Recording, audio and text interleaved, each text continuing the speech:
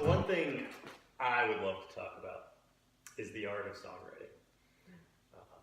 I've dabbled in it over the years and really haven't made too much progress. So considering the amount of songs that you've written at this point in your career, I'd love to know your process, how you go about it, how you get inspired, kind of how the whole thing works for you. All right. I will start from the beginning. When I first started to want to learn how to play guitar, I was taking lessons. I wanted the coolest guitar, searching through the Sears catalogs at Christmas time and looking for the coolest printed electric guitar possible from Sears. And every Christmas I'd circle it and put it on the table. Told Mom and Dad that I wanted Santa to bring me that. Until eventually, I ended up getting an acoustic guitar and started taking lessons with down at Tony Belski's in Mexico. And Mexico, Maine. Mexico, Maine. The Mexico, Maine. And at that time, he was attempting to teach me timing and Mary Had a Little Lamb and like nursery rhymes just to keep my time and get my count down. And I wanted to play Guns N' Roses. I wanted to play Warrant. I wanted to play Poison. So needless to say, the lessons didn't last very long. However, what I transitioned over to is, learning that I couldn't learn those songs front to back. And it became very frustrating. So I copped out and I said, well, screw it. If I can't learn how to play, the songs I'm listening to and every song that I love, then I'm just going to write a song I can't mess up. I'm going to write my own song. I know I can't screw that up. But it literally started with, learning chords and putting two chords together and then trying to sing on top of those. And whatever it was. So starting at that raw of a level there, the content of the songs was very much whatever just spit out of my mouth. But then, like over the years, I got held up on attempting to wanting to write a song specifically about something and not being able to get my point across in a very minimal space of 3-4 verses and a couple of choruses merged, and then that chorus being like a climactic point and wanting it to be perfect and wanting it to be so perfect to so many different variations of people in their ears, until finally I don't know where I reached the point where I just said, well, screw it, I'm going to write 1 billion songs, and if I just write it and get it off my chest and move on to the next song, then eventually, that clutch tune will come. Totally. So one thing we were talking about last night was just varying melody. So when I write songs, it feels like I get stuck into a pretty standardized process of da da da da da da da da da, and it's just very consistent. So we were talking about kind of looking at the rhythms of those vocal melodies, which you'd think I would think about being a bass player, I think about the melodies of the vocals as well, but that's always kind of just been, no, the vocals are just kind of the vocals. And it's like, no, you have to put so much more thought and think of it as its own instrument as you're writing them, and it really just becomes a very distinct part from what you're doing on the instrument, at least how I was looking at it. So could you just talk a little bit about how you go about that process of varying tempos? Yeah, we had discussed this previously too about playing character roles. I'll admit that I love accents and I love like trying to speak like I'm an English accent or an Australian accent or a New York accent or Boston or California, whatever, and I'll parade around the house all day, and talk in those accents. Luckily, my wife is supporting enough where sometimes she accompanies me and talks in similar accents. She doesn't do it as much as I do, by any means, but in relating to trying to find, vocal melodies, I think it's, just trying to reach beyond those scopes, even if just even if you feel like you're trying to be somebody else or sounding like, like a Darius Rucker, and then going over and maybe sounding like a Zach Wilde and his grungy, like nasty voice, or then trying to reach like a Freddie Mercury high pitch something or other. Make it pretend. It's not gonna be you, but it's gonna exercise and stretch those vocals to maybe try, expand it. I think of like my vocal box as being this tiny little constricted little thing, and then I try to do the Zach Wilde's down low and heavy, and I try to do the Freddie Mercury's way up high, and I'm never going to reach those, but my vocal box gets a little bit bigger for what I can do. I also think, doing, whistling, whistling a song, trying to like create a song by whistling, it sounds weird and it's very, simplistic, but just whistling a song, as you're skipping along, mowing the lawn or something like that, when you're trying to write a chorus or anything, verse, even if you don't have an idea, or if you don't have like a chord structure and pattern or anything like that, if you just whistle and try to find like random melodies or hooks that you find snappy, something that you might find on like a cartoon or just random stuff, and just spitting it out there. Like we went over last night, maybe. We talked about a dip, and then coming up, and then bringing it back down. That was kind of like the format that you were using on your versing. Yeah. And you did that. And we brought it back to a song from 2005 that we had recorded, which it had a similar structure, not the same, but it was similar. So a lot of times if I noticed that, I think what brought me on to noticing that the most was my cousin. And his band. Like I'd be so pumped. I'd write this cool song, and I thought it was like the bomb. And I'd go to my cousin Troy and our friend Dan, and I'd be like, guys, check this out. I get all cocky. I put my collar up. I'm getting pumped about it. Sorry to F on there, but and then I'd play it for them. They'd be like, oh, really? It sounds just like this tune. And it'd be like some Billboard like #1 hit, and that would be just so. Isn't that encouraging though, to know that you were writing a song kind of on your own? No, it's like I'm just copying something that's already been done. It was discouraging as heck until getting that feedback from them who know music so very, very well, and it made me realize that I'm just pulling things that I've heard and putting them onto my chords, which so then that's when I started saying, well, what, I always start off kind of on a medium range. So why not start like high for once and just see where it leads? Because I'm not going to stay high, when I first start singing the first line of the song, and the second line's also high, and the third line's also high.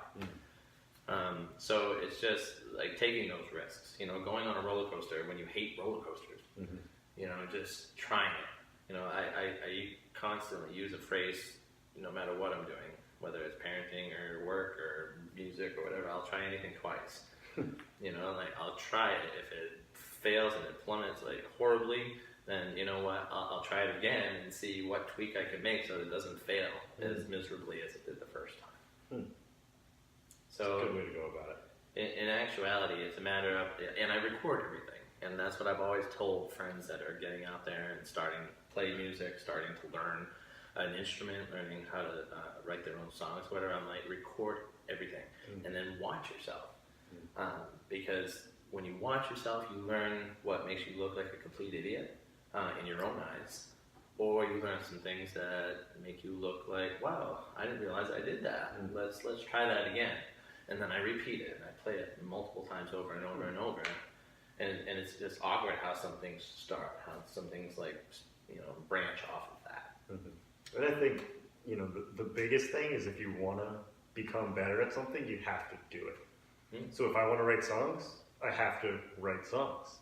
I think you're not going to get better just by thinking about it, for the most part. Yes, you can rehearse in your head and do that kind of thing, but if I want to be a good musician, like me looking at my guitar or my bass or my keyboard, I'm not going to get better. You need to actually be engaged in the art form. Same thing if you want to paint. Like you gotta get out there and paint and just do it. Right. And put paint on the canvas and see what it looks like. And I think the same is true for songwriting. Like you don't really know what's inside of you until you start writing it down. The song I was showing you last night, like I It's about a sleeping bag. Like, it sounds like a love song, but it's really about my sleeping bag riding in the car next to me wherever I go. And, you know, when I had that initial concept down, like, I was just thinking about, yeah, you know, home is wherever my sleeping bag is, but it came out as a love song. And I didn't know it was going to do that, but that's the way it came out. So it's just fun to see kind of where those ideas go, because they're all over. I mean, you could write songs about anything. I mean, you could write songs about your kids, you could write songs about your job, about your shoes, about, you know, waking up with a crusty mouth in the morning. Like, there's all sorts of feelings that people can relate to. And Sure. I think I always go back, and I can't remember if we talked about this in another video, but a line you had in one of your early songs about just clean sheets and like going into clean sheets. And I don't know if you remember the line. What is the line off top? Do you know? I love these clean sheets on my bed. Something. Clean sheets on my bed. Yeah, just like a simple feeling that everybody can relate to. And it just kind of feels home and warm and comforting and nice. And I don't know if that's what you were thinking when you wrote it, but like that's the feeling I get, and like wanting to express those similar feelings. So when people hear the lyric, they feel like, oh yeah, like I can relate to that. Even though if it might not be what they're thinking of, it's something that they can relate to and connect with the song a little deeper than just hearing a melody or a bass line or whatever.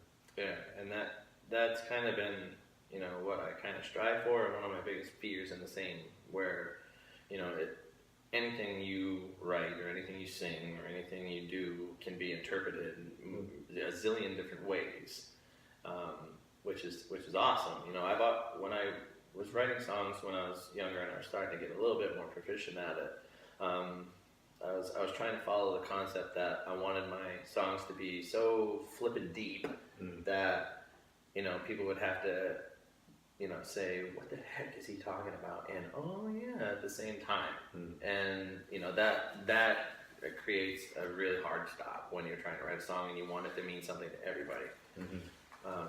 So again, relating back to the concept when I was first starting playing guitar is, you know, you just gotta just let whatever's on your mind at that time, writing that song, just let it come out. And then if, you know, if you can always, you know, polish it up and buff it up and turn it into something different later.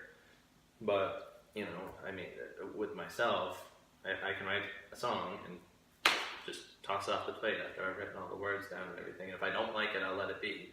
It may recycle back another year. It may recycle back later on that week. It may come back a couple years from now. And then, you know, I just move on to the next topic. And I think letting myself go and just letting all the songs come out, no matter what they are, I've come out with some really good, really satisfying ones that I'm proud of. Others that, you know, just, you know, have disappeared. They kind of grayed out and stuff like that. But just getting everything out, just letting it all come out.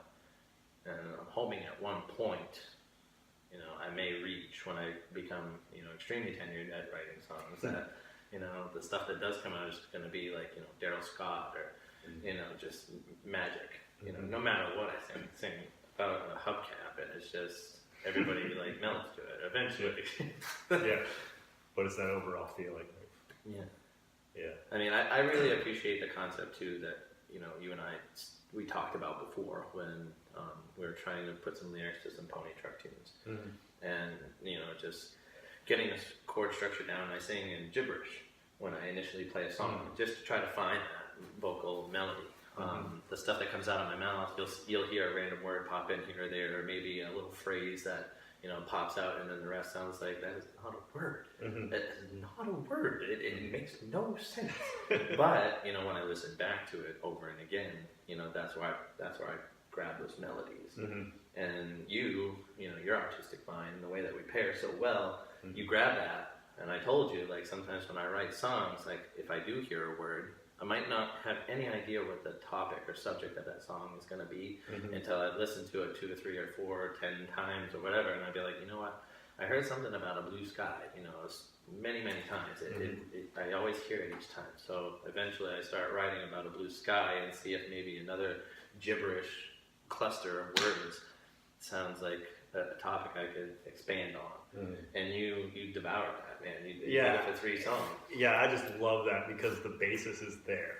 Like the melody of those vocals is already set, and then it's just like, all right, I have this creative playground in this space, and I know where I want to go here, here, and here. Pick out a few words, string together a sentence or two. All of a sudden, you get a verse, and then try and come up with some wonderful chorus. But I think that defining that initial structure is what I find most challenging, because it can be anything. Like there's no limitations when you're the one writing the piece of music. Like, and I think I work better at this point in a box to say, all right, here's your gibberish. This is the way it's going to flow. What is that gibberish? Like, oh, of course. And then it's more like a puzzle, and I'm trying to figure it out.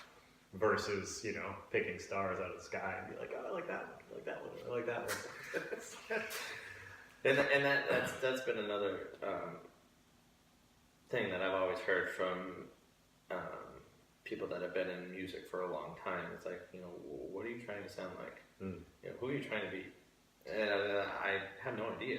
Hopefully, you know, yourself. Like, what are you? Are you a rock musician?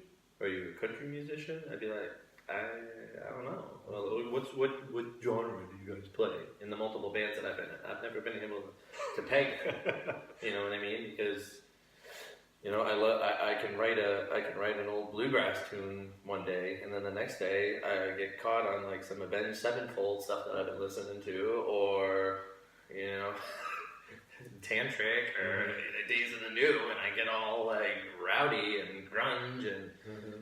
You know, and then the next day I'll hear like some cool hip hop bass licks that we were running last night. Totally. And I think that's the beauty of music as it evolves. Like, your favorite songwriters were influenced by far different people than you were. Maybe there were some similarities, but I mean, they probably weren't influenced by Guns N' Roses and, you know, all the hip hop stuff we listen to. And just, it comes out in your music in some way. And that's, to me, the beauty of like the individual nature of music. So the songs you write are never going to be like the songs I write. Yeah, they might have some similarities in some places, but for the most part, your body of work is going to be drastically different than me writing about a mole or writing about my sleeping bag or wherever I go with my songwriting. Like, I can't speak to being a parent. Like, I don't know what that's like. I have no idea. So I can't write from the heart what it means to have, you know, a child. Like, just, it's not there. Like, I know what it's like to have a dog, but it's a very different scenario. And I think that's another like misconception too, though, where people, you know, use it as a barrier, where, you know, you don't necessarily need to be a witness to the subject line that you're writing about. You don't necessarily need to know it in and out just to write a song about it. Like, I rely so heavily on my imagination and what I think stuff may be. Like, I know, you know, like one of my fears, or, you know, something that I worry about is, you know, if I ever lay a song out there and somebody listens to the song and it may sound a little over giddy, or if it sounds a little too dark or a little too whatever, and he's damaged goods. I don't know why he has 2 daughters right now. Listen to those lyrics. He shouldn't even be on this. He should be committed to a hospital at this point. You know, and that's not the case. It's just, you know, like this awkward vision that I have in my head, and I love like exercising my imagination and kind of just trying to, like, you know, bring it all and, you know, form a little Play-Doh character out of it or something like that. You know, where, and, you know, we were talking too, like, my daughters, you know, I'm sorry, but my daughters' imaginations are extremely robust, and like, I love like walking down those paths with them. And that's, in actuality, I see myself, and that's what I do when I write music and stuff too. It's like, I have no idea, but I'm off in this magical fairy princess land where this dragon flies by, and I had this magical dream about maybe going on a venture to a complete other like side of the world where I meet these characters that I've never seen before. You know, I can write on that stuff. That's the unknowns. Is I can create anything I want to create, or I can write about something as simple as a sleeping bag. You know, it's unlimited, and it's just a matter of what you want to allow to be exited out of your system. Yeah, and I mean, I've heard a lot from people of writing what you know, and being able to put feeling behind it. But to me, like, to have empathy for something that somebody else is going through and writing about that experience from their perspective kind of just expands your options. So, I mean, clearly something you do as you're chasing dragons. I mean, how many storyteller episodes have we watched, or like documentaries where these premier songwriters that are making gazillions of dollars as musicians, and they just say, write about what you know, write about what feels true to you. You always hear that, and there have been multiple songs that I've written that they came off the tongue super quick and they came out really easy, and I'm really proud of them. But there's also been others that I relate to not at all, other than a pairing with what my imagination was trying to put together at that time. Yeah, and that's the beauty of it. The creativity is it's endless.